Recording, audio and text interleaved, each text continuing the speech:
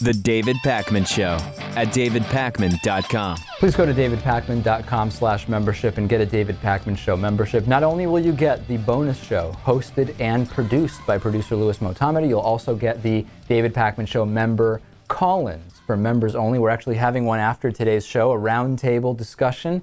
Members will be able to call in, ask questions.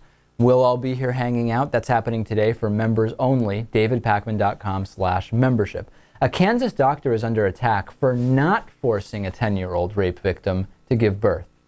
Shocking, isn't it, Louis?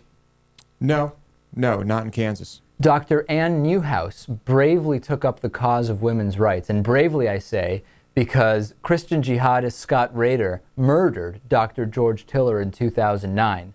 Now Dr. Neuhaus might actually lose her license for the, quote, sin of not forcing a mentally ill 10-year-old to carry her uncle's baby to term.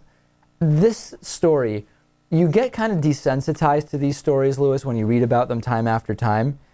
And then when you really step back and think about it, it's literally sickening that this woman is being criticized for not forcing this girl to have her uncle's child at age 10. Yeah. It's obviously, it's like a mechanism to become desensitized to this stuff, because if we didn't, it would just be overwhelming. There are people in Kansas who think it is proper that a 10-year-old who was raped and impregnated by a family member and has mental illness should be forced to have a child. Who would raise that child then? Well, they would say she would give it up for adoption. She's 10, okay? And countless indications that even having a baby in this state at age 10 would cause incredible trauma that, if she's lucky, in the rest of her life, she might be able to maybe start to recover from. Physical trauma as well. Physical trauma as well, no question about it. Now, the Kansas Medical Board includes a former lawyer for Operation Rescue, which is a anti-abortion, really an anti-choice group, produced a, quote, expert that testified that abortion can never be considered to have a positive impact on a patient's mental health, and therefore Dr. Neuhaus's opinion that the best possible outcome for this 10-year-old child would be to have an abortion can't possibly be right.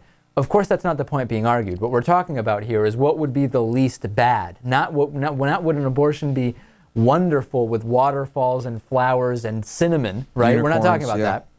We're talking about the least disastrous situation. And in this case, it is not for the 10-year-old girl to have her uncle's child, which after a rape impregnation. It's just not. No, not the logical solution.